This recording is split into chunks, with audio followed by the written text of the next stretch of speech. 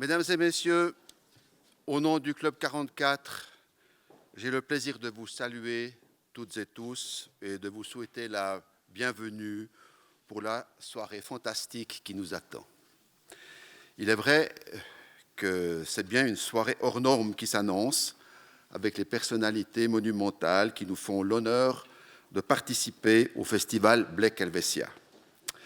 Tout le mérite revient à Brigitte Limbadio et son équipe, qui disposent d'un carnet d'adresses incroyable et surtout de merveilleuses amitiés. Ici, celle de Barbara Hendricks et de Christiane Taubira.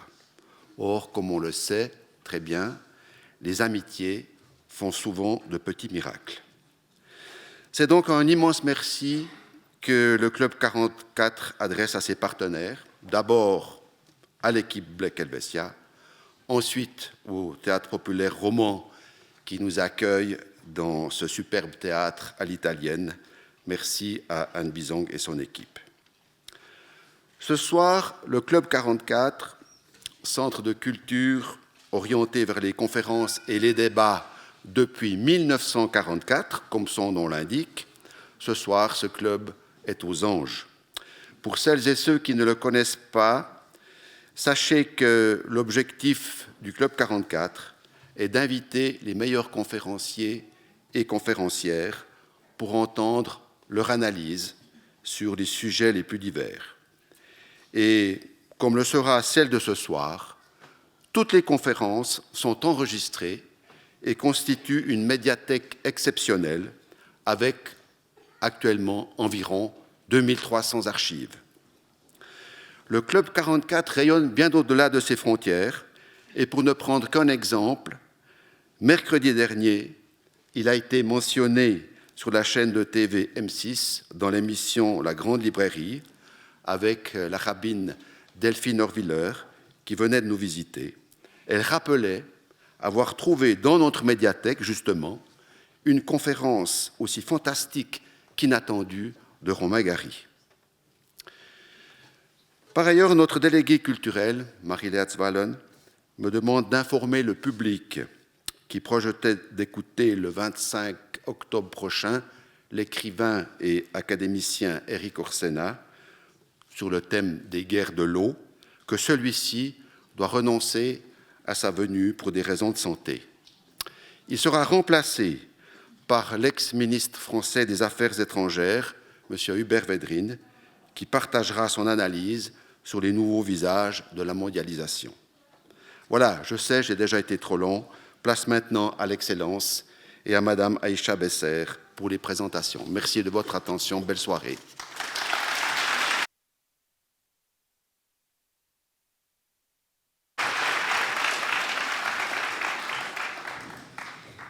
Bonsoir à toutes et à tous.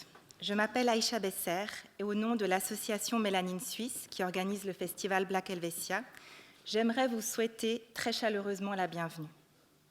Avant de commencer, je préciserai que toute la table ronde sera filmée et diffusée en direct depuis notre site internet et restera accessible pour la suite. La salle est comble ce soir.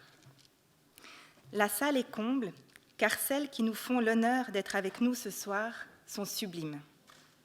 Sublimes par leur élégance, leur esprit brillant, leur courage, leur excellence. Sublimes parce qu'elles ne semblent jamais fatiguées, découragées ou manquer de confiance en elles. Elles ont mené leur carrière de front, voyagé à travers le monde, élevé leurs enfants, bref, elles sont superwomen. Elles incarnent celles que nous autres, femmes ordinaires, mais toutes extraordinaires à notre façon, nous cherchons à être au quotidien. Et parfois, nous nous reprochons de ne pas y arriver. Car elles ont mis la barre haut, les superwomen. Alors on les regarde avec des étoiles dans les yeux. Et on a envie de leur demander qu'elles nous expliquent, qu'elles nous guident, comme des grandes sœurs, des mentors, qu'elles nous inspirent, qu'elles nous disent que les obstacles ne cesseront d'exister, mais qu'il est possible de les surmonter. Nous étions 15 femmes au départ. C'était l'équipe des sprinteuses. Elles avaient le feu, des milliards d'idées et de rêves, avec cette année particulière qu'a été 2020. Et elles ont posé avec nous les bases de ce projet titanesque. Et puis, avec le temps, le Covid, les sprinteuses sont parties chasser d'autres rêves. Et il est resté les 6 marathoniennes que nous sommes, Brigitte, Sylvie, Véronique, Olga, Nadine et moi-même. Et c'est avec beaucoup d'émotion que nous arrivons à cette dernière soirée, avec Barbara Hendricks et Christiane Taubira, des présences inespérées et inestimables. Et puis, les marathoniennes se disent « on a réussi. On a réussi à mener le flambeau à destination.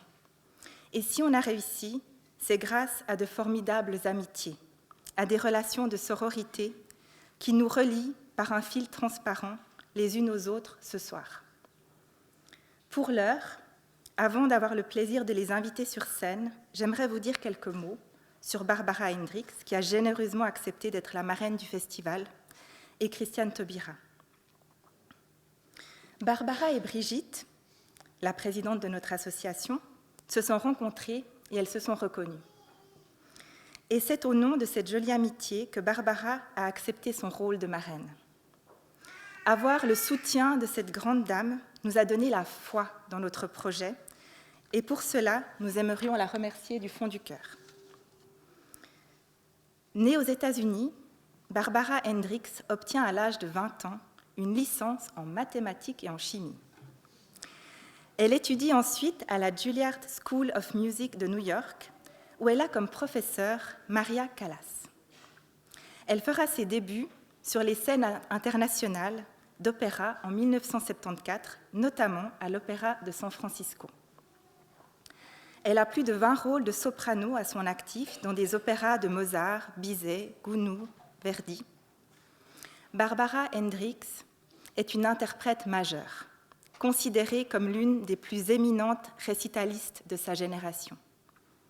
Mais vous l'aurez compris, ce n'est pas suffisant pour une superwoman. Il faut aussi qu'elle fasse preuve d'engagement humanitaire. Et c'est bien le cas de Barbara Hendricks. Après 20 ans d'infatigable service pour la cause des réfugiés en collaboration avec le Haut Commissariat des Nations Unies aux réfugiés, elle a reçu le titre d'ambassadrice honoraire à vie. Et, en 1998, elle met sur pied la Fondation Barbara Hendricks pour la paix et la réconciliation qui soutient son combat pour la prévention des conflits dans le monde. J'aimerais à présent vous dire quelques mots sur Christiane Taubira. Politicienne française née à Cayenne, en Guyane, Christiane Taubira a été députée de 1993 à 2012. En 2012, le président François Hollande la nomme garde des Sceaux, ministre de la Justice. 3e dans l'ordre protocolaire du gouvernement, elle en est l'une des personnalités emblématiques. À la chancellerie, elle aura notamment la responsabilité de porter la loi ouvrant le mariage aux couples de personnes de même sexe qui sera promulguée en 2013. Elle est aussi à l'origine de la loi connue sous le nom de loi Taubira. Le vote de ce texte à l'unanimité par l'Assemblée nationale en 1999 et par le Sénat en 2001 a fait de la France le premier pays à reconnaître l'esclavage et la traite comme des crimes contre l'humanité. Christiane Taubira est aussi une femme de lettres, cinéphile et mélomane, passionnée de culture. Elle a écrit de nombreux livres portant sur ses engagements politiques et mémoriels. En 2020, elle publie son premier roman, Grand Ballon, une fresque polyphonique sur la Guyane contemporaine, et signe même une chanson sur le dernier album du rappeur et écrivain Gaël Faye. Mais, cher public, notre table ronde ne pourrait avoir lieu si nous n'avions pas nos 2 fabuleuses modératrices, Sylvie Makela et Khadija Froidevaux. Sylvie Makela est vice-présidente de Mélanine Suisse et donc l'une des 6 organisatrices du festival.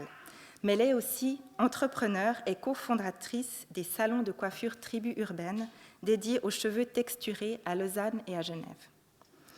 Khadija Froidevaux est journaliste pour différents médias suisses, dont Téléglise, une émission diffusée sur Télé Bilingue.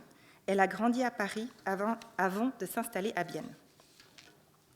Alors, sans plus attendre, je vous invite, mesdames et messieurs, à accueillir par vos applaudissements Barbara Hendricks, Christiane Taubira, Sylvie Makela et Khadija Froidevaux.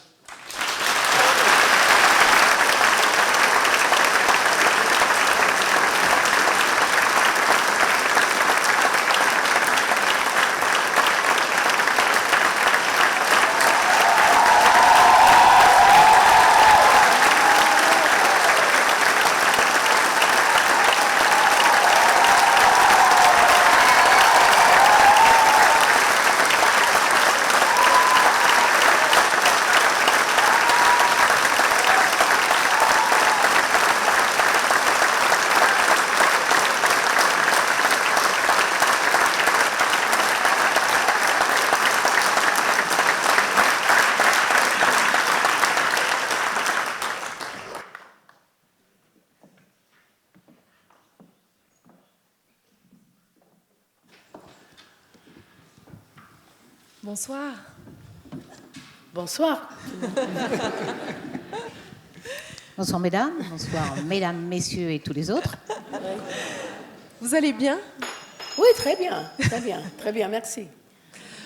Je connais très bien cette salle parce que j'avais enregistré plusieurs fois ici parce que il a une magnifique acoustique et je me souviens que j'avais enregistré les mélodies françaises et aussi les mélodies de Forêt avec Michel d'Alberto ici. Ouais. Merci pour l'anecdote. Oui. En créant le festival, on s'est posé la question évidemment de ce qui nous rassemble en tant que femmes noires et afrodescendantes. Alors, en créant le festival, on s'est posé la question de ce qui nous rassemble en tant que femmes noires et afrodescendantes en Suisse. Et rapidement est venue sur le tapis la question de l'excellence, ou en tout cas les injonctions à l'excellence. Et puis pour nous, pour les membres du comité, vous incarnez toutes deux l'excellence. Vous êtes des modèles, des inspirations et aussi un peu des énigmes. Et donc, on est vraiment ravis de vous avoir parmi nous. Et avant de commencer et d'aller plus loin dans la discussion, peut-être revenir sur cette question de pourquoi vous, Barbara Hendricks, vous avez accepté d'être marraine du festival. Parce que je trouvais l'idée excellente. J'ai rencontré Brigitte au festival de Film et Forum des droits humains à Genève. Bon, je suis la marraine de ce festival depuis 20 ans. Et j'ai regardé le film qui était fait par Rachel Mbon. Et après, quand ils ont parlé, Brigitte avait parlé, j'étais obligée de partir un peu avant la fin. Et j'avais fait juste un petit coucou en sortant. J'ai dit merci. Et elle m'avait écrit sur Instagram que je regarde presque pas du tout, mais c'était pas hasard parce que mon fils avait mis une photo de ses enfants, et j'ai vu le message de Brigitte qui m'a parlé de ce festival. Et donc j'ai invité à un concert que j'avais à Renan et on avait commencé de parler. Et je trouvais ça juste une très très bonne idée. Comme j'ai trouvé le film très intéressant, des points de vue des femmes jeunes, des femmes métisses, les femmes comme Brigitte qui avaient les deux parents de l'Afrique. Et je trouvais ça fait partie d'une richesse, je dis, d'un pays pour la Suisse, de savoir qu'est-ce que la Suisse a ici avec la richesse de ces femmes extraordinaires. Tout ce qu'elles vivent aussi à travers leur spécificité. Oui. Et vous, Christiane Taubira, pourquoi est-ce que vous avez accepté notre invitation? Parce que je ne refuse rien à Barbara Hendricks.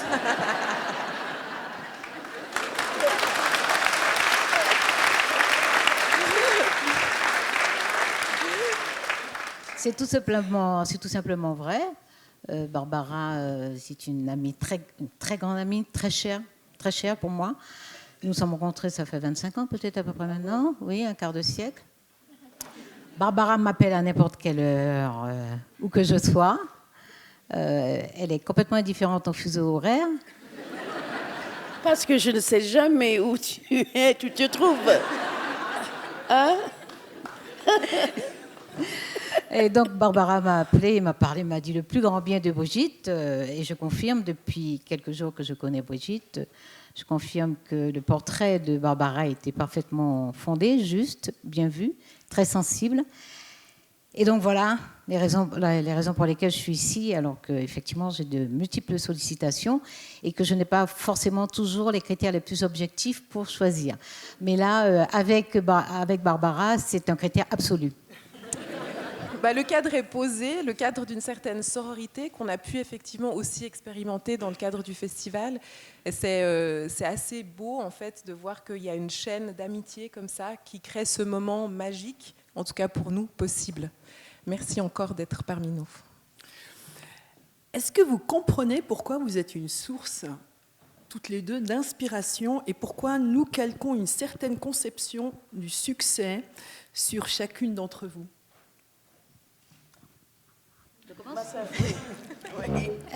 Moi, je comprends que Barbara soit une source. Je le comprends parfaitement. Je lui ai déjà raconté comment j'écoutais dans ma bibliothèque. J'écoutais ses CD avant de la rencontrer. Barbara, pour moi, est une galaxie. Parce que non seulement elle est lumineuse, mais elle est instruite, cultivée, tout ce qu'on veut, mais extraordinairement sensible et réceptive.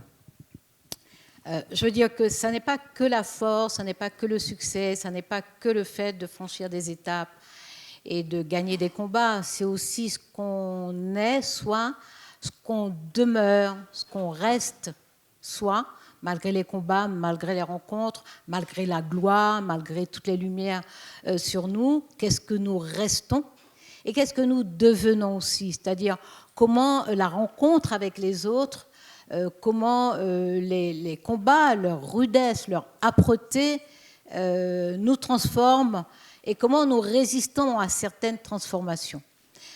Et ça, je pense qu'il est important. Évidemment, d'apparence, nous appartenons à une catégorie de personnes sur lesquelles pèsent de multiples couches d'oppression.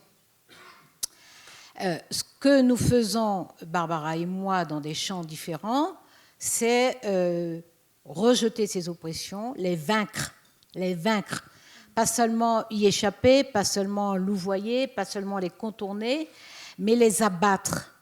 Parce que ça ne concerne pas seulement nous individuellement, ça concerne celles aussi qui, apparemment au moins, et pas seulement, subissent ces oppressions-là. Donc, est-ce que c'est cela qui sert de source ou de repère? Ce qui est important, et je crois que nous le partageons, Barbara et moi, c'est que nous avons conscience que nous pouvons être une source d'énergie, de force, parce que tout simplement, des femmes notamment nous le disent.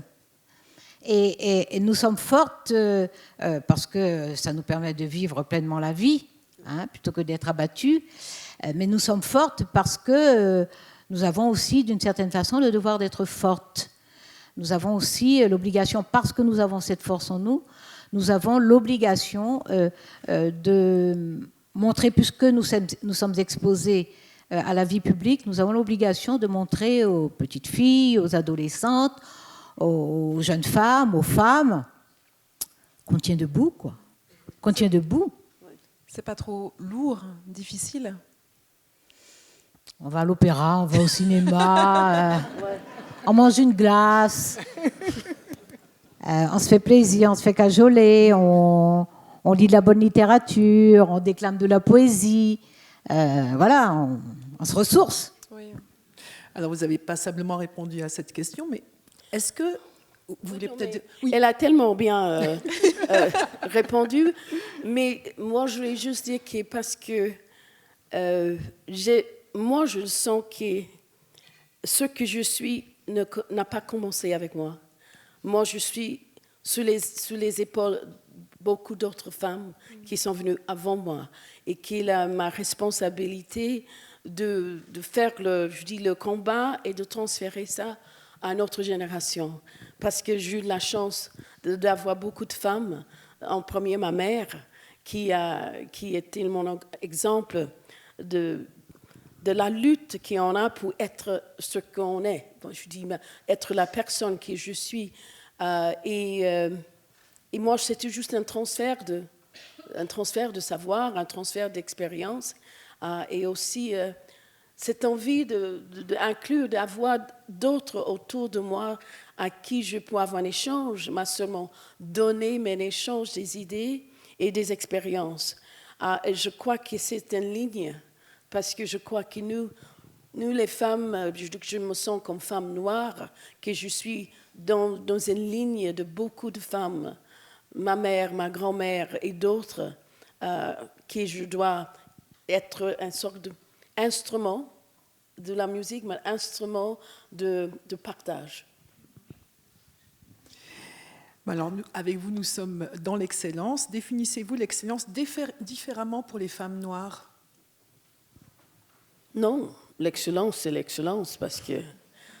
non, la seule chose, je crois, que pour pas seulement les femmes noires, mais les femmes qui viennent d'une histoire d'oppression, c'est que nous sommes obligés d'être encore plus excellents que d'autres. Ma mère m'a toujours dit, Il fallait faire doublement de plus qu'une femme blanche et 4 fois plus qu'un homme noir et encore 8 fois plus qu'un homme blanc. Ah, et voilà, elle m'a dit, et c'était, je dis voilà, ok. Je crois que nous sommes capables. Oui. Je crois que de nombreuses femmes noires et afrodescendantes se retrouvent dans les paroles de votre mère. Oui, et bon, je dis ok, d'accord, c'est ma tâche. Et quelles ont été les étapes clés, si vous deviez identifier les moments clés qui ont fait que vous en êtes arrivé où vous en êtes aujourd'hui, où vous avez atteint cette excellence? Christiane Taubira? Non, moi, pour commencer, je vais y mettre un terme. Je vais y mettre un terme, parce qu'il n'est pas question que la génération de jeunes filles qui vient après moi soit contrainte à cette excellence-là. On ne demande pas aux hommes...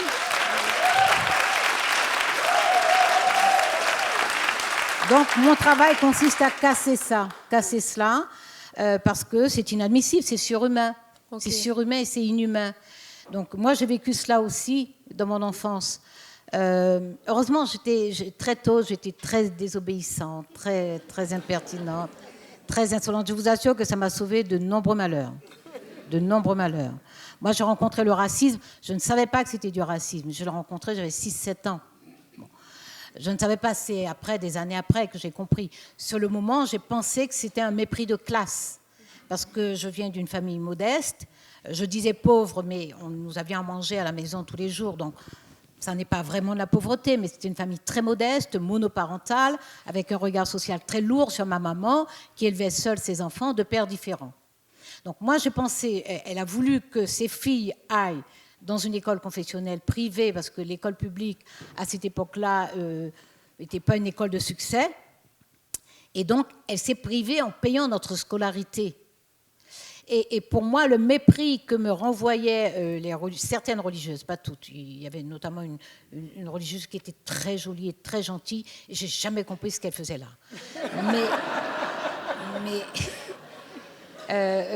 Donc j'ai cru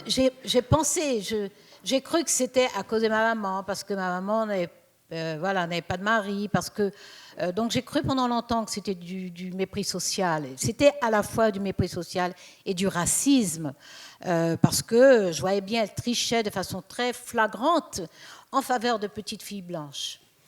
Et heureusement, les enfants ont cette innocence et cette candeur qui fait que nous restions amis, ces petites filles et moi. Même si je voyais bien que les religieuses me faisaient défavoriser. Heureusement, je n'avais pas l'idée de reporter sur ces petites filles l'injustice que me faisaient subir ces sœurs. Mais cette injonction d'excellence est absolument insupportable. Elle est insupportable et trop de générations de femmes ont accompli cette excellence.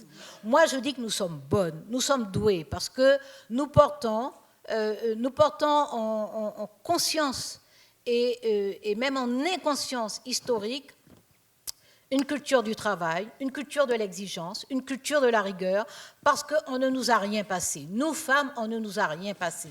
Et ça, sur tous les continents du monde. Donc, toutes les femmes, nous portons ça. Même inconsciemment, nous portons ça. Il faut bien faire, il faut réussir.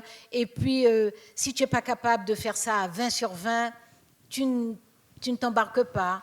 Un gars qui est capable de le faire à 3 sur 20, il y va, le torse bombé.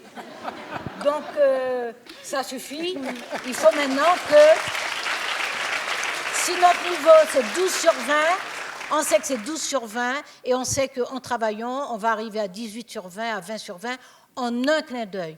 Et on va travailler, on ne va pas hésiter à travailler.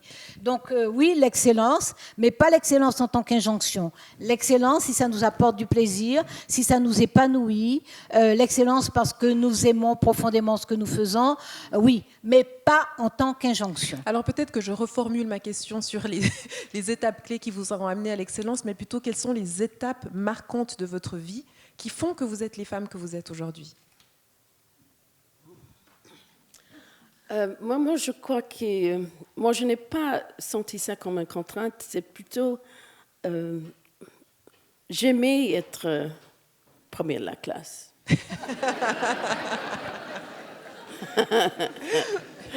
Mais je crois que ce qui m'a dit ma mère, elle voulait me préparer pour cet avenir, parce qu'elle savait que même avec toute l'éducation et tout le travail qu'il pouvait faire, qu'il n'y aurait pas une justice ou égalité après. Parce que moi, je suis née dans les 100 ans d'apartheid aux États-Unis. Une différence, je crois, entre nous, qui c'est même issu de l'esclavage. Après l'esclavage, les 300 ans d'esclavage aux États-Unis, il avait 100 ans d'apartheid qui a duré. Il n'a pas très longtemps, en 1964, qu'ils ont passé le Civil Rights Act, qui me donnait, moi, la possibilité d'être une citoyenne qui avait les droits, mais aussi les responsabilités. Vous aviez quel âge? À 14 ans. Mais là où j'habitais, tout était ségrégé, les hôpitaux, les écoles, même les fontaines d'eau.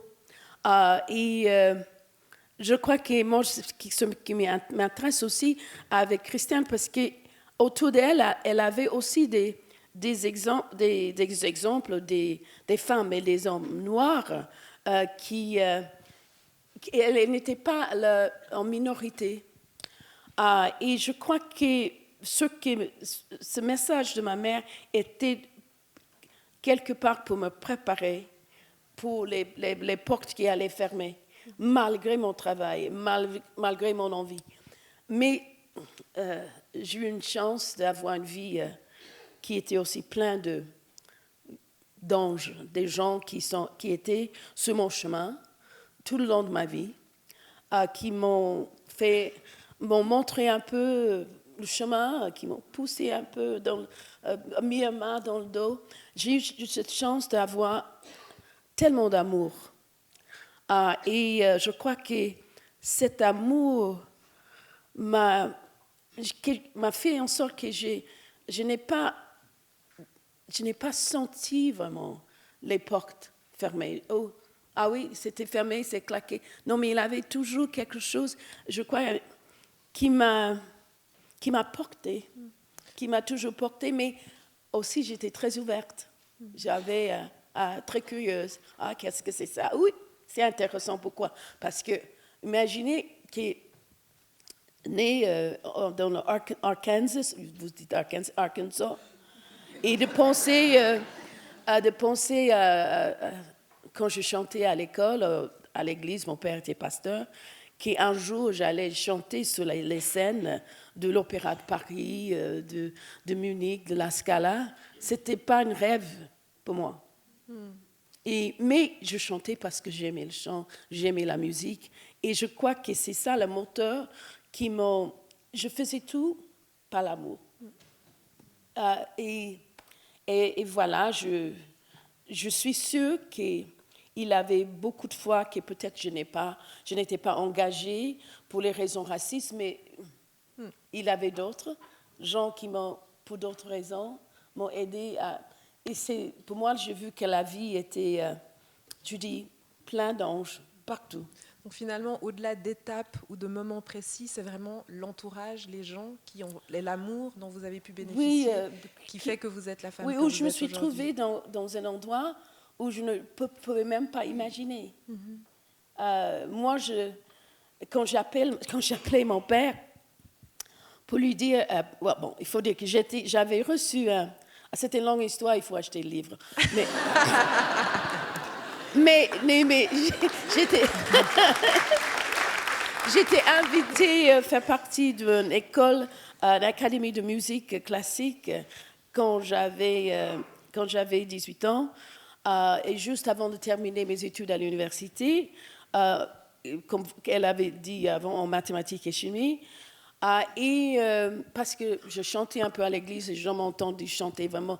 Et j'ai rencontré mon premier et seul professeur de chant qui m'a encouragée. Il faut dire que la musique classique, je ne connaissais rien, mais je ne trouvais pas cette musique étrange pour moi. Inconnue, mais pas étrangère. et que j'ai une passion et que j'aimais. C'était 9 semaines, c'est court, et j'ai appelé mon père et je dis, j'avais décidé de terminer l'école, bien sûr, parce que je suis pratique, l'année prochaine, mais après je vais à New York pour étudier à la Juilliard School. Mais bien sûr, il pensait, mais qu'est-ce qu'elle fume, hein? Je fumais rien. Mais, et mes parents ont trouvé que j'avais perdu les... Et je dis, voilà, il a dit, mais il faut venir à la maison, on va discuter. Je dis, papa, je te téléphone pour te dire. Ah, il n'y avait pas de discussion. Il n'a pas de discussion. Parce que moi, je lui dis, je ne sais pas qu'est-ce que c'est. J'ai ce talent, je ne sais pas pourquoi. Mais j'ai quelqu'un qui m'invite de venir à la Juilliard School étudier avec elle. Quand je termine mes études, j'aurai 20 ans. Je crois que je peux me donner ça, que je saute dans le vide sans avoir la moindre idée où j'allais revenir. Mais j'avais pensé une chose. Si un jour j'avais une famille et des enfants, je voulais les dire, vous savez, moi je fais quelque chose d'extraordinaire, mais qui n'a pas marché. Au lieu de dire, en regardant une chanteuse à la télévision, tu sais, moi j'aurais pu avoir une carrière, mais au lieu de ça, toi. Complètement, pas de regret. Non, mais et heureusement pour nous toutes et tous, Oui, parce que vous avez tenté la chance. Oui, voilà. Et vous, Christiane Taubira, est-ce qu'il y a des événements marquants qui ont fait que vous êtes la femme que vous êtes aujourd'hui? Alors, je dirais comme Barbara, parce que tout à l'heure, j'ai évidemment eu un propos de combat que je maintiens et qui a beaucoup de sens au quotidien pour moi. Mais c'est vrai que nous devons rendre hommage aux femmes avant nous. Et ma maman m'a donné, alors ce n'était même pas des conseils, c'était aussi des injonctions. L'obligation d'être excellente, d'être la meilleure. Moi, je prenais une raclée tous les samedis après-midi. Je suis de la génération des châtiments corporels. Moi aussi. Oui. Mais j'ai appris comment d'éviter tous les... Mon père, il préparait ses sermons, et c'est pour l'église de dimanche, et voilà, le samedi, j'étais sauvée, quoi. Ma maman n'étant pas pasteur, elle était disponible tous les samedis après. Pour te pardonner. On me donnait une raclée. Alors, c'était une raclée avec une espèce de fouet fabriqué avec 3 branches de végétales. Oui. Je crois que c'est des branches de cerises, enfin bon, peu m'importe. Elle m'a dégoûté de la botanique d'abord. Et figurez-vous que j'avais de très bonnes notes. Simplement, il y avait une case. Je n'oublierai jamais. Cette case s'appelait conduite. Donc, j'avais de bonnes notes en latin, en mathématiques, en français. J'avais un peu de problème avec la géographie à l'époque. Maintenant, je suis incollable. En histoire, je confondais la Mésopotamie et peut-être l'Autriche, je crois. Bon. Donc, j'avais de très bonnes notes dans toutes les disciplines. J'ai eu des prix d'excellence aussi. Oui. Et je faisais l'intéressante. Oui, j'en suis sûre. Et je faisais l'intéressante. Oui. Mais en conduite, il y avait une périphrase, c'était bavarde et remuante, je crois, ou un truc comme ça. Mais c'était invariable. Ça, c'était invariable. C'était je pense, la méchanceté dans la constance de la part des religieuses. Comme elles n'arrivaient pas à me vaincre complètement, notamment sur les matières, j'avais droit à bavarde et, qu'est-ce que j'ai dit, remuante, ou ça devait être autre chose. Et donc, à l'époque, on avait un carnet. Le carnet nous était remis tous les samedis matins, tous les samedis à midi. Donc, voilà, j'avais ma raclée assurée tous les samedis après-midi. Et la raclée vous a forgé, ça fait partie des éléments clés. C'est-à-dire que moi, je ne comprenais pas cette obstination de ma mère, parce que j'avais de bonnes notes. Il y a un moment où il faut encourager les élèves qui ont de bonnes notes. On est d'accord. Mais ma mère portait en elle, en conscience et en inconscience très probablement, elle portait cette obligation d'excellence pour des filles en plus, pour des filles. C'est pour ça qu'elle a fait des sacrifices pour nous 4. J'ai 3 sœurs et 7 frères. elle a fait les sacrifices pour nous, les 4 filles. Moi, je trouve que ça dit quelque chose d'extraordinaire à cette époque-là. Donc, mais ma mère avait cette angoisse et ma mère a passé son temps à essayer de raboter mon caractère. Et elle n'y est pas parvenue et je m'en réjouis. Mais j'avoue, comme j'ai perdu ma mère tôt, j'avais 16 ans lorsqu'elle est morte, pendant plus de 20 ans, j'ai pleuré d'avoir été telle que j'étais, d'avoir été insolente, impertinente, têtue, obstinée. Bon, voilà, pendant 20 ans, j'ai pleuré, de l'avoir jamais, lui avoir jamais dit que je l'aimais et de lui avoir pourri la vie. Elle pourrissait la mienne aussi, mais bon, voilà, pendant 20 ans. Au bout de 20 ans, j'ai compris que, en fait, elle me faisait confiance. Et mes larmes ont cessé au bout de 20 ans.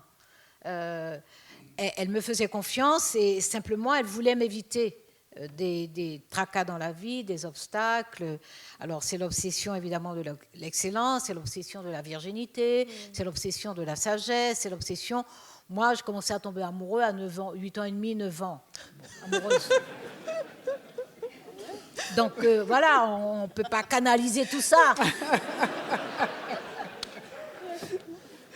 On le voit quand vous racontez votre vie, en fait, que toutes les deux, vous avez quand même une intelligence extraordinaire, il faut l'avouer. Et puis une volonté de rébellion aussi hors du commun. Oui, mais aussi, pour mes parents, je dis, moi, ma mère m'a dit qu'une fois qu'on a pu aller en ville, parce que l'école le plus près de moi, je n'avais pas le droit d'y aller. Et j'étais obligée de prendre le bus et traverser la ville.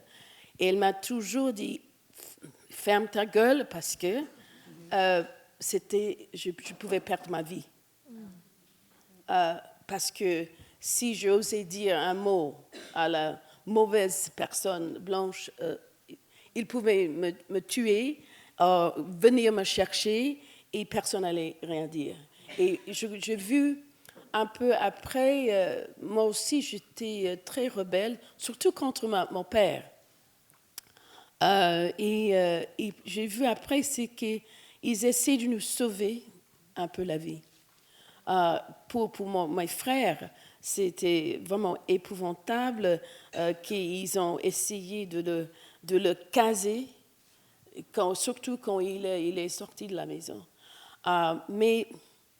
Mais en général, tout ça, ce n'est pas quelque chose, c'était injuste, mais c'était la vie où j'ai eu, et ça m'a porté tellement de force, et que j'ai vraiment, comme Christiane, vraiment apprécié mes parents très tard.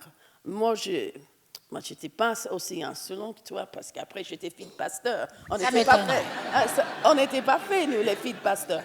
Mais j'ai réalisé que le fait que mon père, moi, je n'ai jamais vu, il portait toujours une chemise blanche et un costume.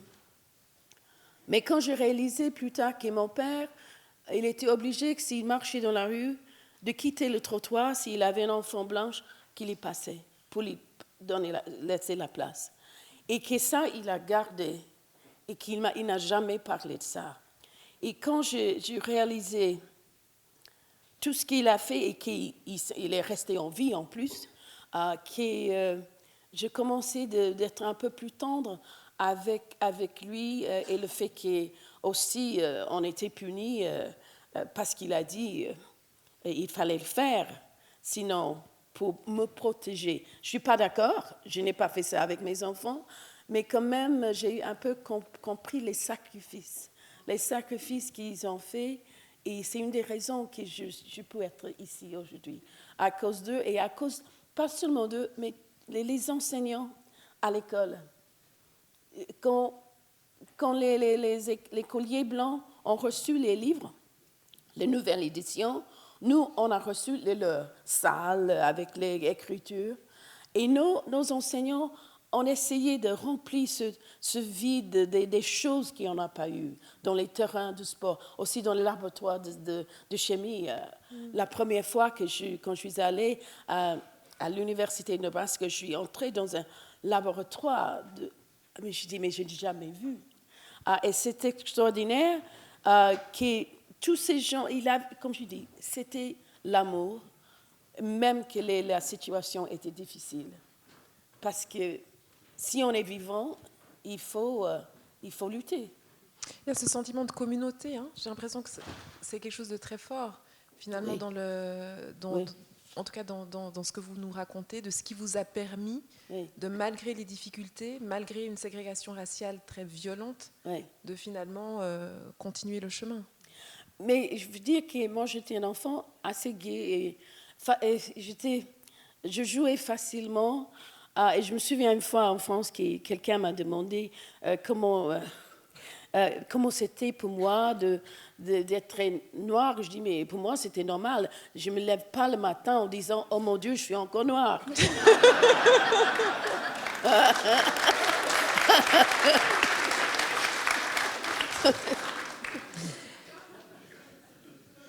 Alors, Et tu es si belle.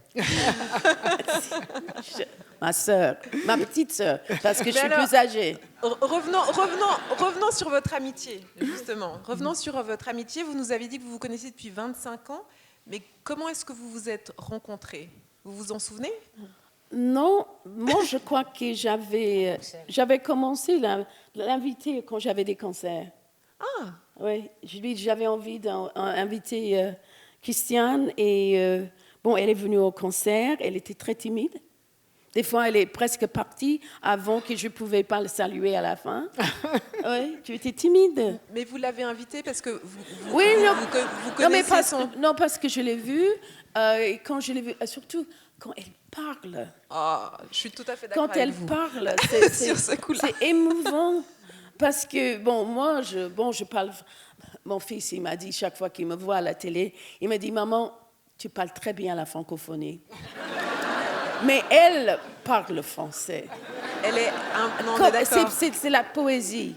Et en plus, chaque fois que je l'ai vue, j'étais fière. Je dis, ah, c'est une femme extraordinaire.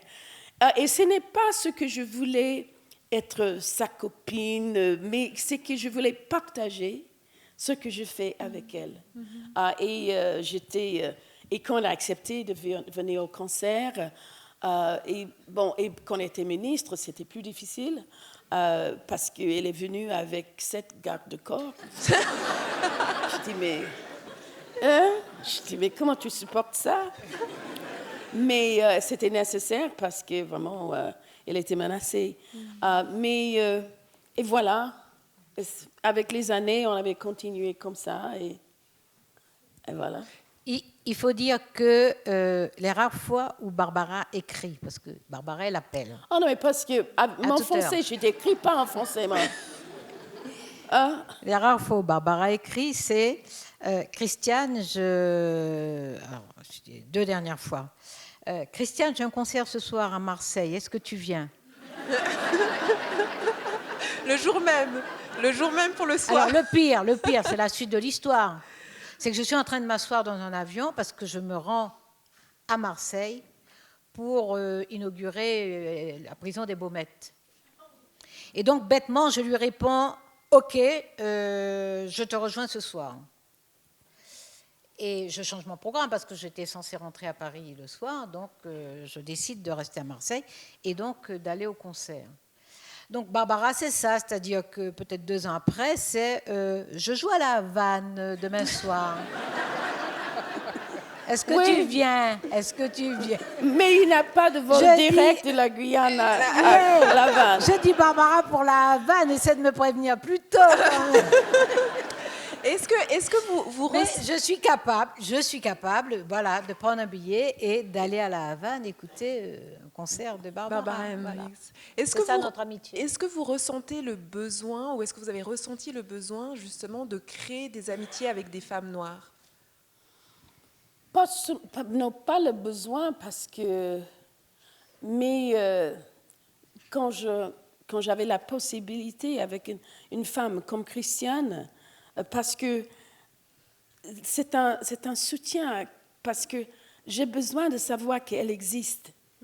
J'ai besoin de savoir qu'une femme qui est aussi insolente comme elle est, qu'elle peut exister et réussir. Et quand elle a parlé devant le Parlement pour la loi sur le mariage, moi, j'étais devant ma télé avec des larmes. Oui, complètement. Hein? Je la regarde parce que Oui, non, mais pour lui signifier qu'on était nombreuses. oui, mais j'ai besoin. Mais ce n'est pas que je cherchais quelqu'un parce que. Mais je remarque les femmes noires quand je les vois. Hein? Je les vois. C'est pas. Oui. Et c'est pour ça que pendant ce festival, avec toutes les femmes fantastiques sur la scène qui parlaient de l'expérience suisse, c'était naturel que j'allais devenir copine de Brigitte. On a une amie en commun. Qu'est-ce que vous avez envie de dire je ne sais pas si vous avez encore envie de dire quelque chose par rapport à ça. Combien de temps on a?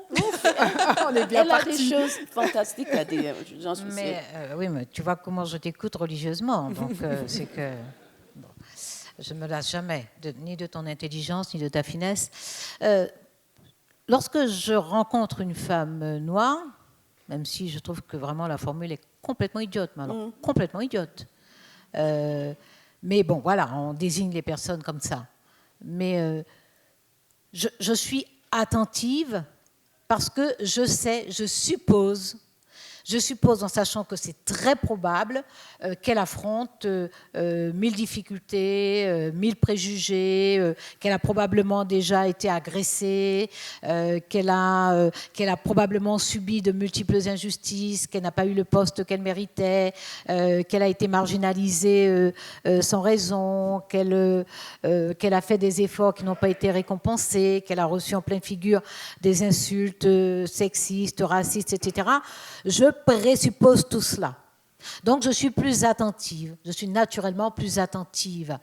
Et voilà, une attention qui veut dire, je suis prête à une solidarité immédiate, que je suis prête à j'ai une plus grande porosité. Je suis attentive au son de la voix, au ton, au rythme, parce que tout ça peut révéler une cassure, une fêlure, une faiblesse passagère. Tout ça peut révéler aussi une grande force, une force qui peut être restée joyeuse, une force qui peut être devenue impitoyable, parce que ça peut donner ça aussi, d'affronter des tas d'injustices, de devenir rude, dur, pour se prémunir soi-même, pour se préserver. Et puis, parce qu'à force de recevoir des coups, après on rend coup pour coup. Et qu'on ne distingue plus les coups délibérés d'une bousculade inopinée. Donc, voilà, si je sais que dans le monde où nous vivons, c'est tellement probable que lorsque je croise une femme noire, elle est jaune, elle est marron, elle est orange, elle est... Enfin, on dit noir. Oui. Donc, on vit dans un monde daltonien. Donc, je sais ça. Ceci étant, je peux prendre une femme dans mes bras parce que je sens que c'est comme ça que va passer ma solidarité. Mais dès que j'ai fini de la prendre dans mes bras, je la prends par le bras et on avance ensemble. Oui. Il n'est pas question qu'on s'apitoie, qu'on se replie sur soi, qu'on se dise nos malheurs réciproques. Il est question de se dire je suis plus forte parce que tu es là, et tu es plus forte parce que je suis là. Et qu'on va transformer ce monde parce que ce monde est trop idiot. Femme noire, femme blanche, femme jaune. Le monde, heureusement qu'il est comme il est, quoi. Enfin, bon, à quoi? Qu'est-ce que ce serait qu'on se ressemble tous? Enfin, moi, c'est inimaginable. C'est inimaginable qu'on soit toutes et tous pareils. Moi, ça me fout des frissons, là. Alors, dès lors, comment vivre sa vulnérabilité? Parce qu'on parle beaucoup de force et de puissance ce soir et d'excellence. Et la vulnérabilité, quelle place a-t-elle? Ça va avec la force. La vulnérabilité, ce n'est pas la faiblesse. La vulnérabilité, ça peut être une fragilité substantielle, hein, qui est organique, qui est structurelle, qui nous est propre, qui nous est consubstantielle. Et la vulnérabilité, elle peut être passagère, elle peut être provisoire. moi, je n'accepte pas non plus l'injonction de force. On a le droit d'être faible, on a le droit d'être affaibli, on a le droit... il y a des circonstances qui nous rendent vulnérables. Moi, quand je tombe amoureuse, je suis vulnérable. Je suis vulnérable, parce que moi, quand j'aime fort. Raconte. Je vais te raconter ce soir. Mais non, mais c'est enregistré ces histoires-là. Ouais.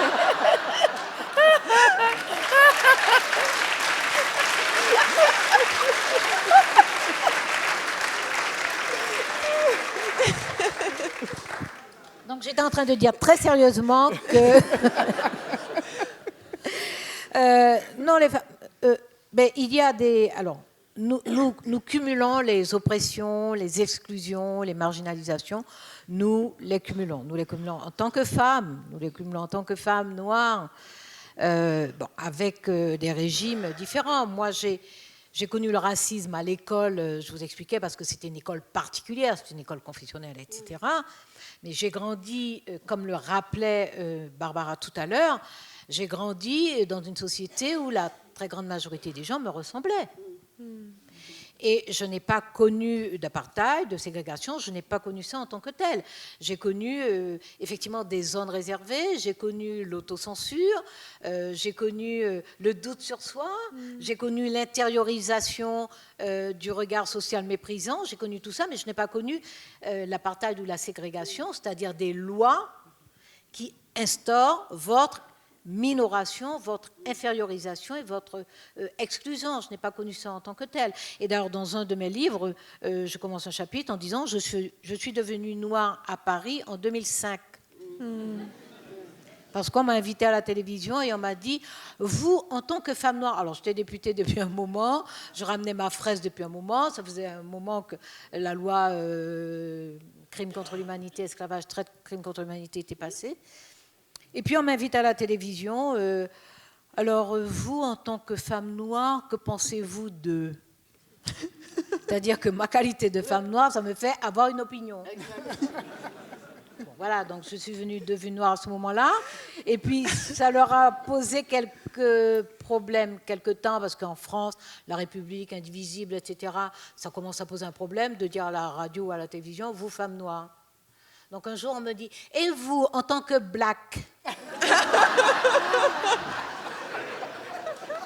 Je dis aux journalistes, ah bon, vous avez traversé la Manche alors? Je suis plus noire, je suis black. Bon, je ne sais même pas c'était quoi votre question. La vulnérabilité. Justement, la vulnérabilité. Comment finalement il y a une place pour ça? Je ne sais pas, vous Barbara Hendricks, Pour moi, est-ce que vous vous êtes laissée c'est être quelque chose vulnérable? que j'ai essayé comme artiste de préserver, de ne pas me trop protéger, de rester vulnérable. Parce que c'est un besoin pour faire vivre des émotions. Si je me protège tout le temps, moi, c'est fermé. Mais il faut, quand je suis sur scène, j'ai besoin d'être vulnérable et de trouver l'équilibre entre ça, cette vulnérabilité, et aussi de me protéger quand même dans ma vie privée, d'être... moi, je peux dire une des choses qui est très bien de vivre en Suisse, que les gens quand je suis à la Migros, des fois des gens ils viennent très doucement pour me dire bon, j'aime beaucoup ce que vous faites, mais ils me laissent faire mais aux achats. Oui, exactement, tranquillement. Et ça parce que moi je veux préserver ça. Mais cette vulnérabilité, il ne faut pas avoir peur de ça parce que c'est une richesse.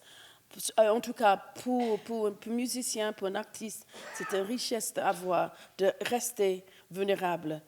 Et c'est pas facile.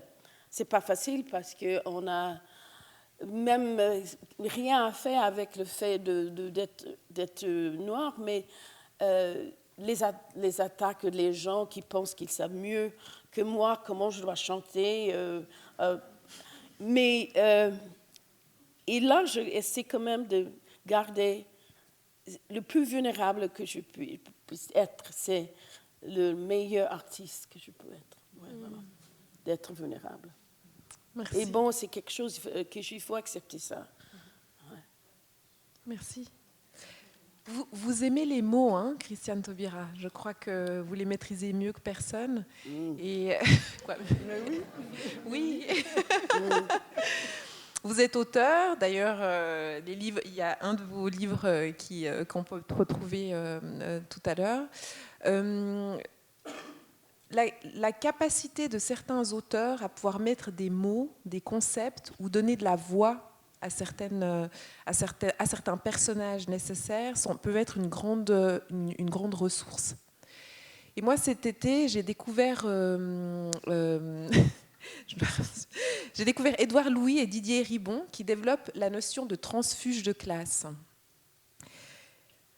C'est un concept que je trouve très pertinent. Je cite la définition, ils disent qu'une personne qui est transfuge de classe, une personne dont le souci, plus ou moins permanent, et plus ou moins conscient, aura été de mettre à distance sa classe d'origine, d'échapper au milieu social de son enfance.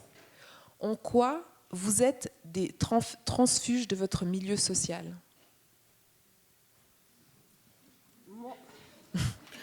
Je ne sais pas si j'ai bien compris ce que vous avez dit, mais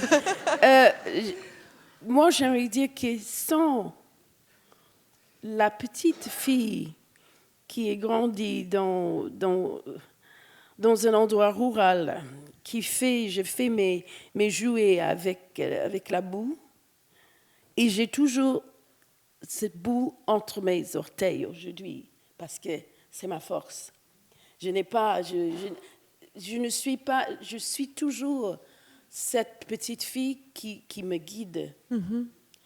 Et ça, je peux être devant un miroir dans un camp de réfugiés avec les enfants, ça reste constant. Et si j'ai bien compris votre question, oui. Vous vous êtes jamais senti en décalage tout d'un coup avec le milieu d'origine ? Vous avez jamais tout d'un coup, non ? Non. C'est ça qui me donne toute la force que je suis.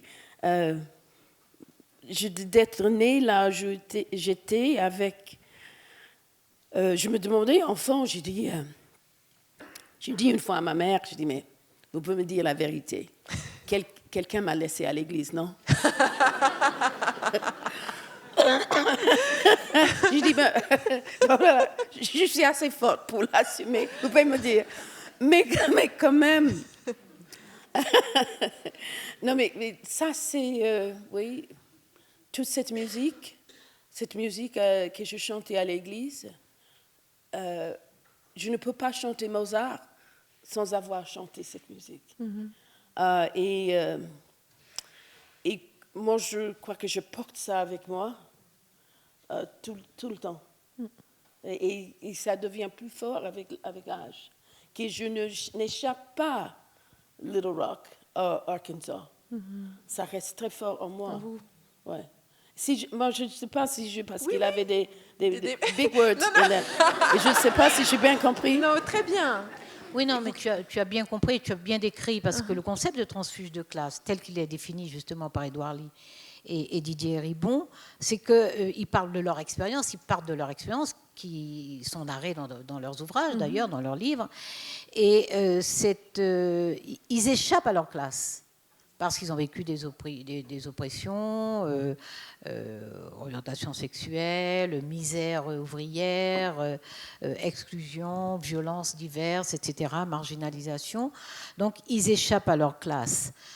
Moi, j'ai échappé à ma classe, mais je ne devrais pas utiliser le même mot. Je n'appartiens plus à la même classe sociale, mais je n'ai pas rompu avec mes origines sociales.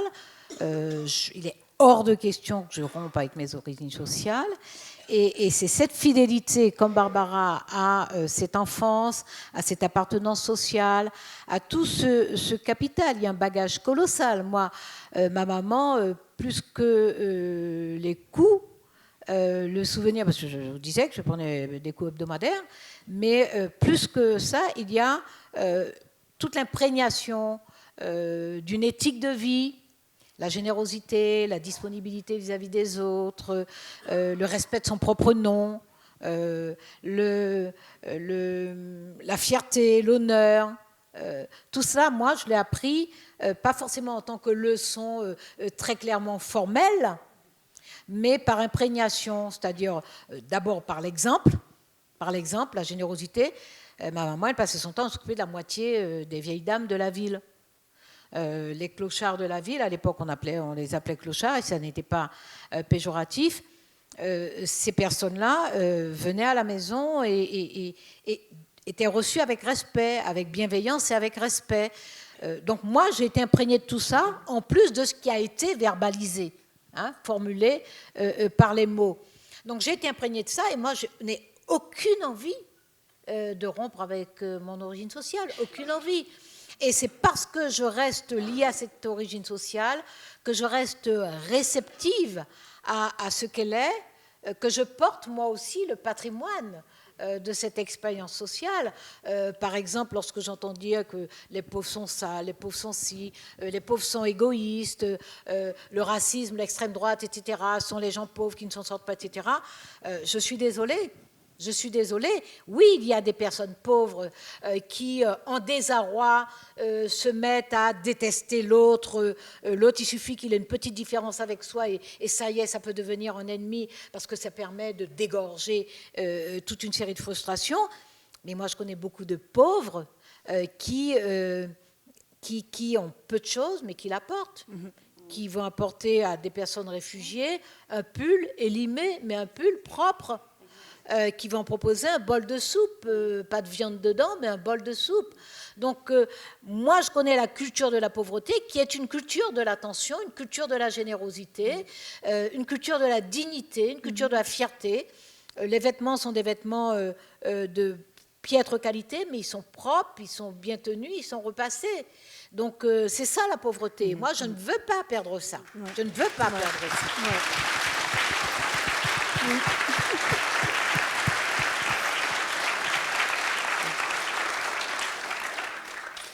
Alors, on a de la chance de vous avoir ce soir. Qu'est-ce que vous pouvez dire aux générations futures qui sont ici ce soir, aux jeunes femmes, par exemple? Alors, aux jeunes femmes et aux jeunes hommes, parce que moi, je pense qu'il n'y a pas d'intérêt à reproduire le monde tel qu'il est. Et je suis plutôt réconfortée en voyant comment les filles ont plutôt de l'assurance, de façon générale, elles ont de l'assurance, toutes les filles, les filles qu'on dit noires, les filles qu'on dit blanches, les filles marrons, les filles, les filles violettes, toutes celles que j'ai rencontrées, les garçons aussi, d'une façon générale en termes de tendance de génération. C'est-à-dire qu'il y a des crétins, c'est pas la peine de se le cacher.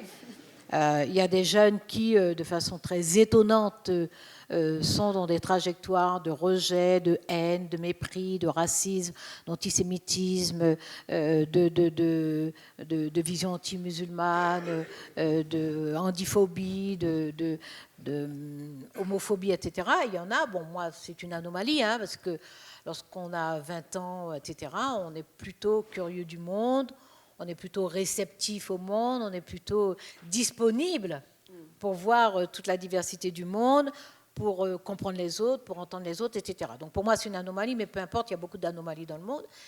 Et donc, je ne suis pas en train de dire qu'il n'y a pas parmi les jeunes des personnes qui pensent comme ça. Mais d'une façon générale, en termes de tendance de génération, je crois que les filles ont de plus en plus d'assurance, elles ont de plus en plus confiance en elles, et je vois que les garçons sont plutôt massivement dégagés de c'est moi le garçon, c'est moi l'homme, je suis le plus fort, je suis le meilleur, je suis bon. Voilà, je trouve que cette génération-là s'est débarrassée de ça.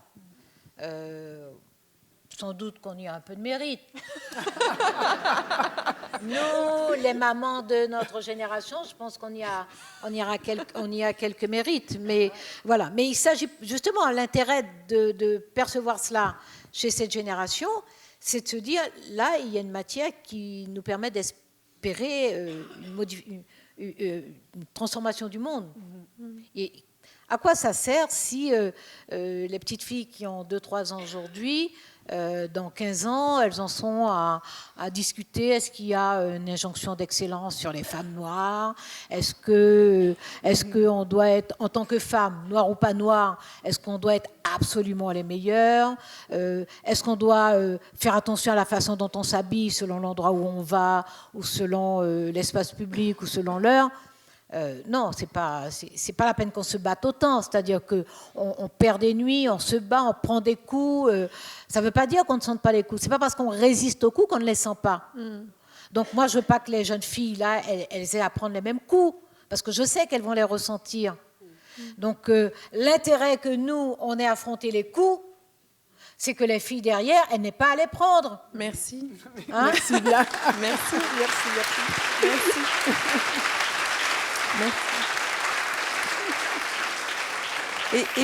Et vous, Barbara Hendricks, qu'est-ce que vous aimeriez dire à cette nouvelle génération? D'abord, que j'ai beaucoup de confiance en vous, parce qu'on habite vraiment une période dans notre histoire difficile.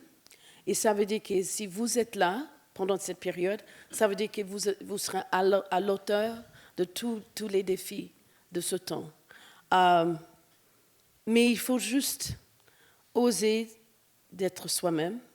D'abord, savoir qui suis-je là-dedans.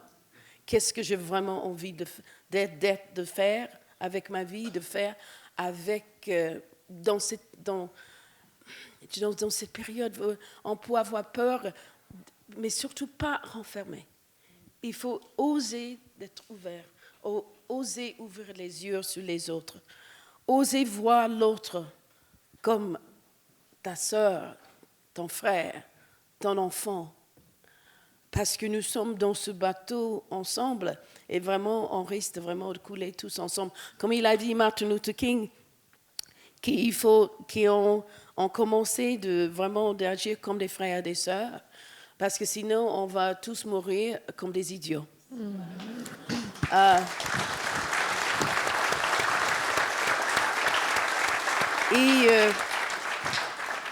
Aimer. Ah, merci. Merci infiniment.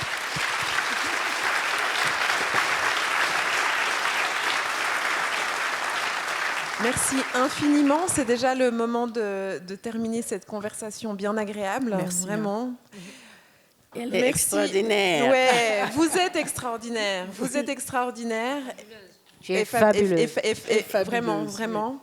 Et on va prendre le temps quand même de donner l'occasion au public de poser les questions qu'il ou elle aurait envie de vous poser. Donc, mesdames, messieurs, il y a des micros dans la salle? Il y a une dame là-bas.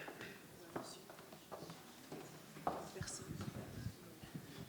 Quelqu'un là-bas.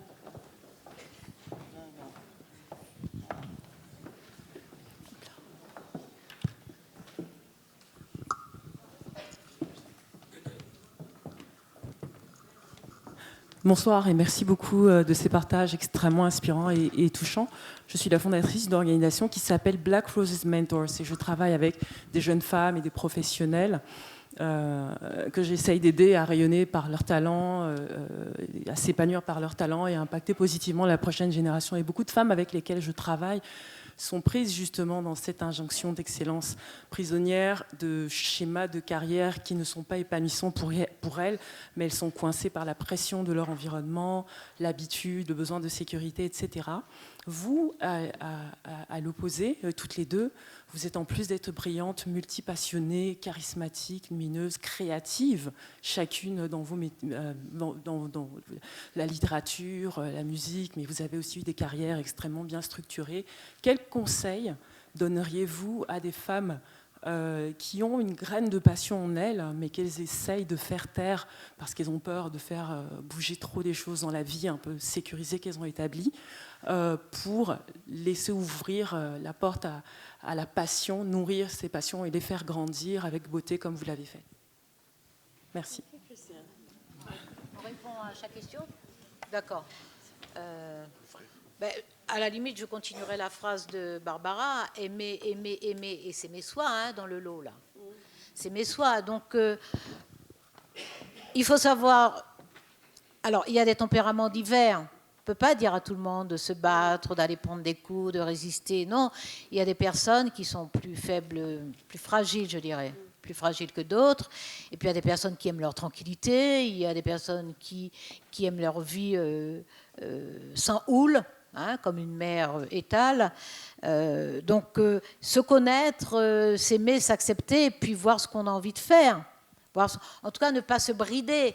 L'histoire fait que nous faisons partie des catégories de personnes qui sont le plus empêchées. Le plus empêchées. Empêchées par des mécanismes objectifs, réels, empêchées par souvent une éducation qui nous enjoint ou qui nous conseille de rester à notre place, empêchées par des doutes sur nous-mêmes.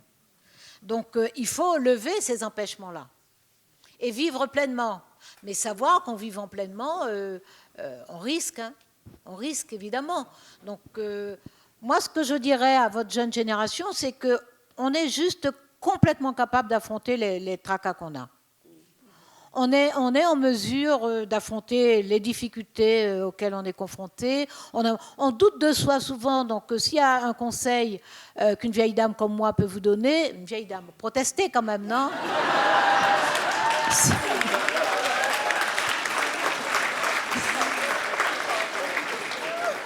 Vous êtes trop poli des fois.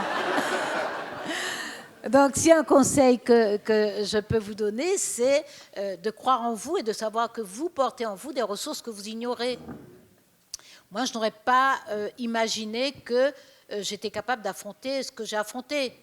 C'est juste que mon insolence d'enfance, j'ai quand même pris tellement de coups pour ne pas, et sans perdre cette insolence-là, que j'ai compris que c'était un atout, tant qu'à faire. Donc, j'aime trop le plaisir de riposter, j'aime trop le plaisir de ne pas être vaincu, j'aime trop le bonheur que me procure d'être devant un gros imbécile qui croit que parce qu'il est un homme bien placé et tout ça, et que moi je suis pas grande du tout, j'aime bien lui montrer qu'il peut être aussi vaste que la moitié de l'univers, je lui rentre dedans et je la bats.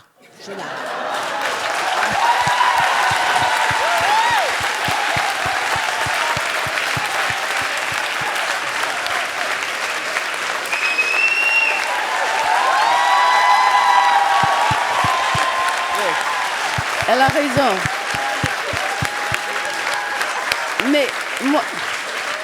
Mais moi, je voulais juste dire un mot sur... Il n'a pas beaucoup de monde. Mais pour ceux que tu as dit fragilisés, avoir un réseau de gens autour, s'entraide entre vous. Parce qu'à un moment, il a une qui a la force et l'autre qui n'a pas. Avoir toujours un réseau. Mais je crois que c'est ça que les femmes, on fait ça naturellement. Oui, parce que quand la journaliste m'a demandé, j'avais fait une interview, pourquoi vous êtes venue, vous avez accepté, je dis, mais parce que c'est ma copine. Oui, et c'est pour ça qu'elle est venue, parce que je suis sa copine. Il faut, hein. Ouais.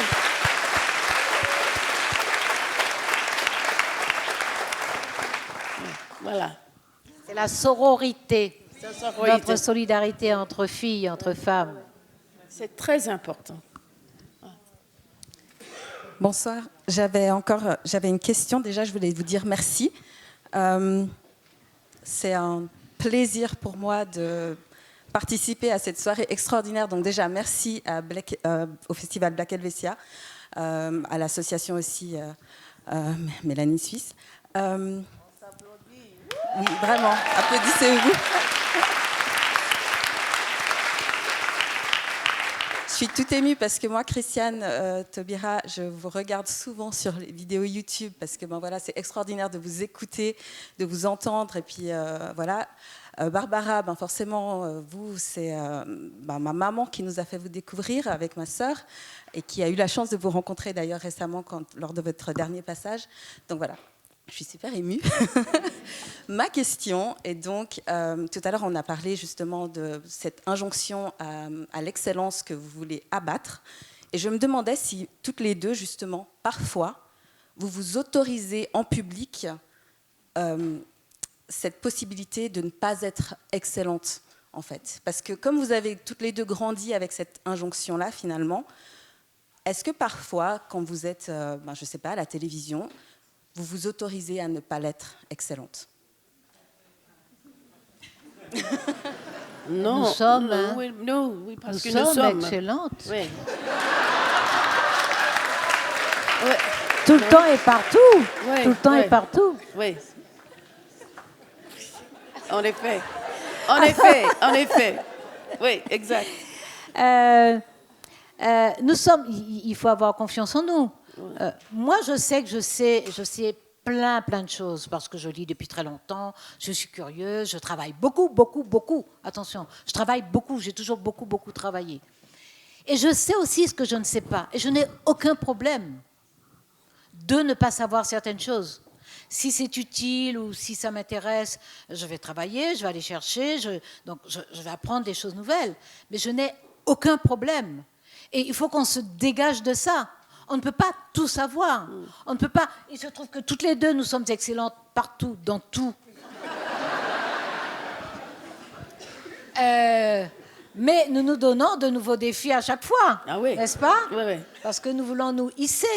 Mais je veux dire qu'il ne faut pas se laisser écraser par les histoires de moi, je peux être dans une situation, je ne sais pas, je dis que je ne sais pas, mais je n'ai vraiment aucun problème avec ça.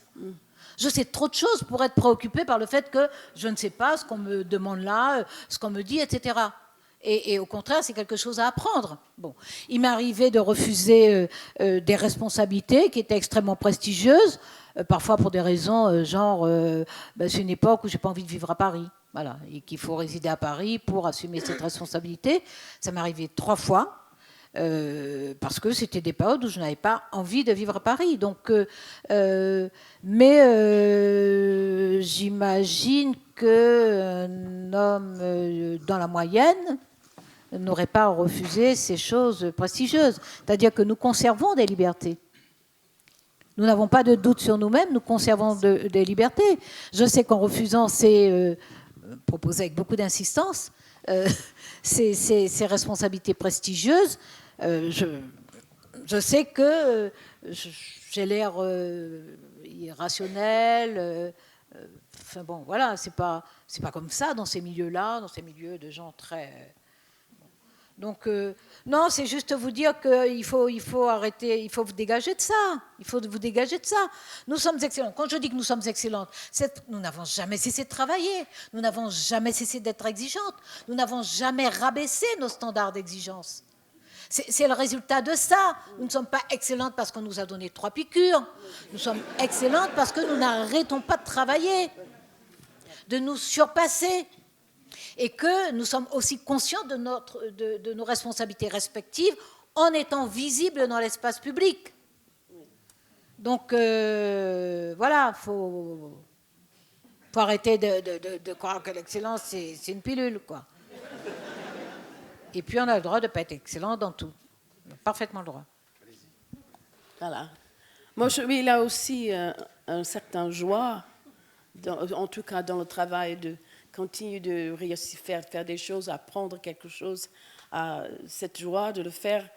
Et je crois c'est ça que je veux, tout ce que je fais, j'essaie de faire ça de mon mieux, vraiment. Je fais très bien la cuisine. Ah oui, non, mais c'est vrai, mon fils, il est très drôle. Il m'a dit, parce que moi, je sais pas, je grandais pour quelque chose, et il m'a dit, mais je vais dire que la femme dont il a parlé, elle s'appelle Martha Stewart, qui fait très bien la cuisine et des choses à la maison. Il m'a dit, tu sais, maman, c'est pas facile d'être le fils de quelqu'un qui est un peu Maria Callas, Martha Stewart et Mère Thérèse.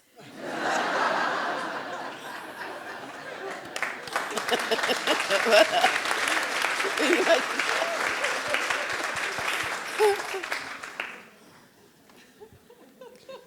Bonsoir. Bonsoir. D'abord, j'aimerais vous dire vraiment merci déjà à l'équipe qui a organisé le festival. J'ai eu la chance de collaborer un petit peu avec vous, de voir les yeux des femmes à travers la Suisse qui s'illuminent, et femmes plurielles, hein, pas uniquement, comme on disait, orange, violet, les femmes. Je sais que même avec ce que je vais apporter, je ne vais pas réussir à casser l'ambiance, parce que jusque-là, on passe une soirée pleine d'émotions. Maintenant, c'est vrai que ce que je vais vous dire, ça ne part pas du tout d'une histoire de colère, bien que j'en ai eu, mais d'une histoire d'amour. Dans le sens où, à Lausanne, il y a eu des événements incroyables qui se sont passés, similaires à ceux qui se passent aux États-Unis, l'histoire de George Floyd. Et George Floyd, il a eu une audience internationale à travers le monde. Et derrière, il y a des policiers qui ont été arrêtés, inculpés. À Lausanne, le même événement s'est passé. Mais les policiers passent dans les rues avec des pistolets à la ceinture. Et notamment aussi un de mes jeunes qui s'entraînait dans notre club, qui s'est fait passer à tabac. Et c'est vrai qu'une fois qu'il y a eu l'événement de Black Lives Matter, ça s'est un peu estompé. Et puis c'est quelque chose qui se passe et qui peut être récurrent en Suisse. C'est-à-dire qu'on passe ça sous le tapis. Et je sais que des fois il y a des réactions qui sont un peu virulentes. C'est absolument pas pour venir à faire une critique et dire « Ah, la Suisse », non. Il y a des aspects extraordinaires. Et puis il y a des aspects comme ceux-là qui sont à travailler, à améliorer. Et j'aimerais des pistes de réflexion. Je sais que nous autres, les mâles, nous n'aurions pas pu organiser un événement comme ça, avec cette essence, cette consistance et cette profondeur. Je sais parce que j'ai vu sur le table de la cuisine certaines de vos participantes en train de travailler la communication. Donc je pense que c'est quelque chose qu'on doit faire ensemble. Et vos frères, vos petits frères, vos fils, vos cousins ont besoin de vous. Des fois, ne serait-ce que pour ouvrir certaines portes. Parce que là où peut-être on aurait tendance à vouloir casser la porte avec un coup de pied, parce qu'il y a la colère, parce qu'il y a la rage, qui peut être légitime, eh bien, on a besoin de vous pour peut-être faire ce petit pas. Et je ne crois pas trop en la révolution. Parce que la révolution, c'est 360 degrés, on arrive au même niveau. Après la Révolution française, il y a eu Napoléon, c'était un empereur. Bref, donc une évolution. Et comment est-ce qu'on peut... La question, s'il te plaît. La question ? Oui.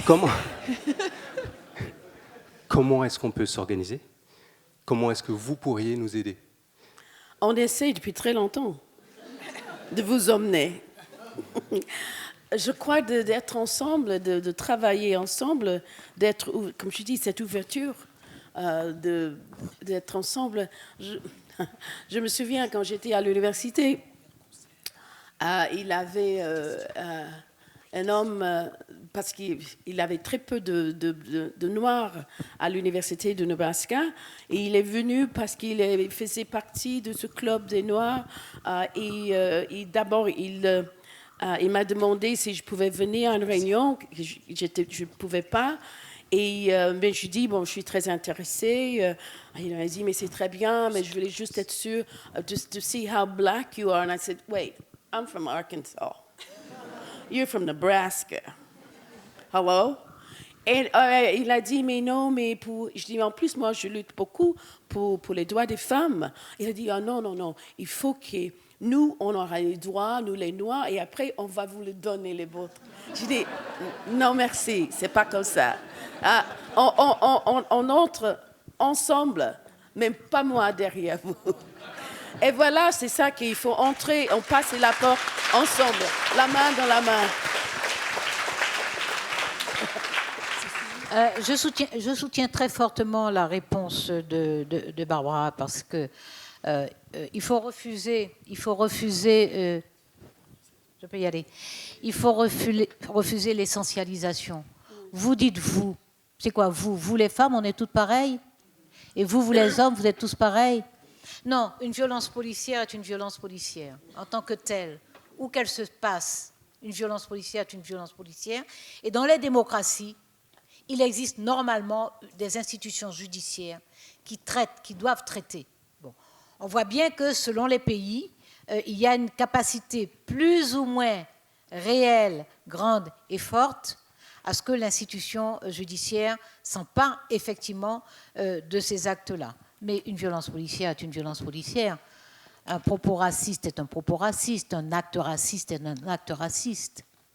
Donc, par contre, il n'y a pas une essentialisation des femmes et des hommes.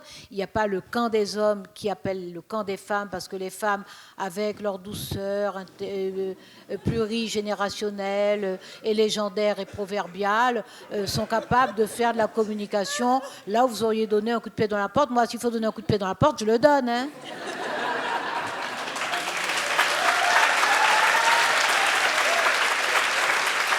Donc, ce qui nous rassemble et ce qui nous conduit à nous battre ensemble, ce sont des valeurs, ce sont des idéaux. C'est dans quelle société on veut vivre, dans quel monde on veut vivre, qu'est-ce qu'on accepte, qu'est-ce qu'on trouve intolérable, qu'est-ce qu'on définit comme prioritaire, sur quoi on se rassemble d'abord, où on met toute notre énergie, qu'est-ce qu'on définit comme lutte prioritaire qui peut-être va avoir une dynamique d'entraînement sur d'autres sujets, d'autres causes, etc. C'est ça les sujets. Hein, c'est pas donc nous femmes on a à se débattre avec le sexisme qui nous neutralise, en tout cas qui cherche à nous neutraliser, le racisme qui cherche à nous affaiblir, tous les prétextes qui cherchent à nous exclure. On se débrouille avec ça, mais on ne se débrouille pas avec ça pour créer un monde avec des femmes et puis des hommes. Après, c'est votre tour, vous êtes dans le camp des opprimés, etc. C'est pas ça. Moi, j'ai des fils et des filles. J'ai des fils et des filles. J'ai autant confiance dans mes fils qu'en mes filles, et vice-versa, et je veux autant que mes filles et mes fils s'en sortent. Pour l'instant, ils s'en sortent tous les 4. Mais voilà, j'ai autant le souci qu'ils aient la vie qu'ils rêvent. Hein. C'est pas, moi, je ne leur demande pas de rêver. Moi, par exemple, ça fait 25 ans que je veux me construire une bibliothèque, mais au lieu de faire de l'argent, je passe mon temps à faire des choses gratuitement, donc j'ai pas assez d'argent pour construire ma bibliothèque.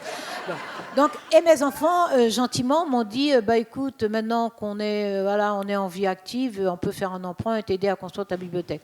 Je dis, mais c'est hors de question. Moi, je me débrouille avec mes rêves. Si je les loupe, ça me regarde. Mais vous n'avez pas commencé votre vie, vous, à commencer à accomplir mes rêves. D'accord ? Donc, vous vivez vos vies, vous fixez vos rêves, etc. Mais nous avons quelque chose en commun. Donc, nous portons le monde, nous sommes le monde. Vous connaissez ce très beau poème de Aimé Césaire ? Ah, mais moi, homme, rien qu'homme, ne plus voir avec les yeux, n'être plus une oreille à entendre, n'être plus la brouette à évacuer le décor, n'être plus la machine à déménager les sensations. Je veux le seul, le pur trésor, celui qui fait richesse des autres. À mesure que se mourait toute chose, je me suis élargie comme le monde, et ma conscience plus large que la mer. Dernier soleil, j'éclate, je suis le feu, je suis la mer, le monde se défait, mais je suis le monde.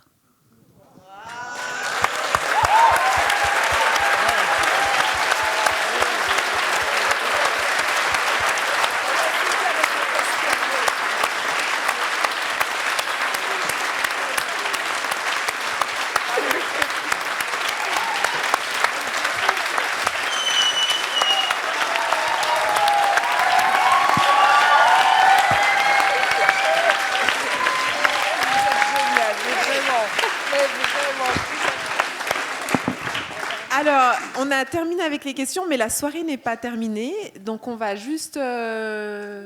voilà, un petit... Mais je crois... Bien. Merci, c'était chouette d'être avec vous. C'était vraiment... Merci. Mais en fait...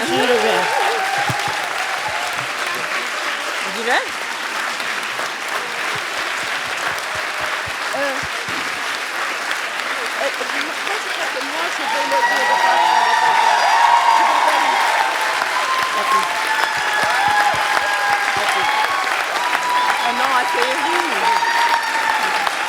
Merci.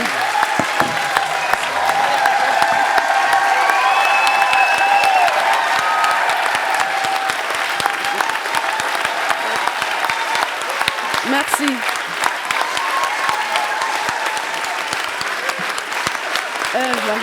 OK. Ouais.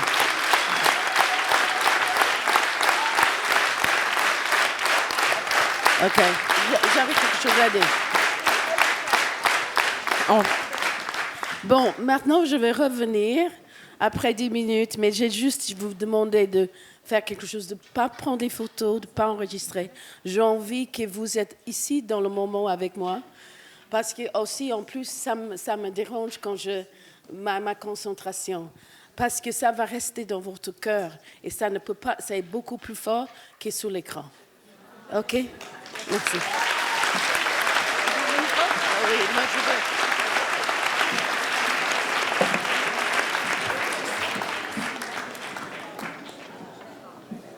En fait, Alors, merci beaucoup, mesdames, pour ce magnifique échange. Est-ce qu'on m'entend?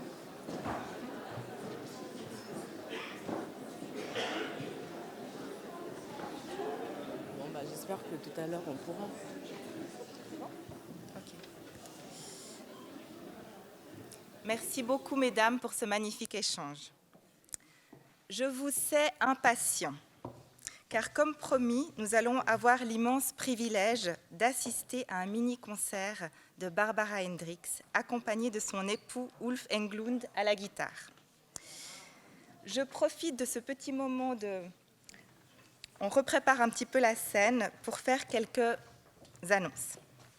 Nous aimerions remercier nos partenaires, car ce festival, et tout particulièrement cette soirée, sont rendus possibles notamment grâce à notre collaboration avec le Club 44, le Théâtre populaire roman et la participation de nos partenaires qui sont le quotidien Le Temps, la librairie Payot, la Commission fédérale de la migration, le service de lutte contre le racisme, le canton de Neuchâtel ainsi que les villes de la Chaux-de-Fonds, de Neuchâtel et du Locle.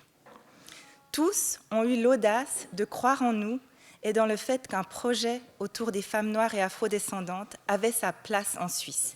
Et nous les remercions pour leur confiance. Vous trouverez la liste complète de nos partenaires sur notre site internet ainsi que dans l'exposition. Je profite également pour faire encore quelques petites annonces. Nous avons mis en place un questionnaire que vous pourrez accéder avec un QR code, soit sur des petites feuilles qu'on va vous distribuer. Il y en a aussi un dans le coin bibliothèque, dans l'exposition ou encore sur notre site internet. Nous serions vraiment très heureuses d'avoir vos retours, vos suggestions sur le festival.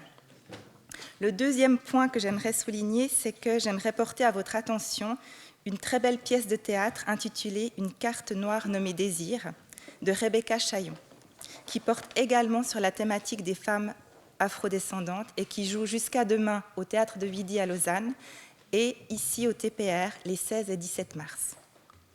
Finalement, tous nos événements sont gratuits, donc si vous souhaitez soutenir le festival, vous pouvez glisser une petite pièce dans le chapeau que nous avons mis à la sortie, ou si vous êtes plus moderne, vous pouvez utiliser le QR code et nous tweeter une petite contribution.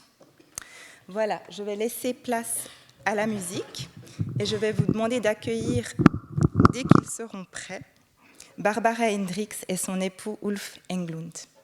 Merci beaucoup.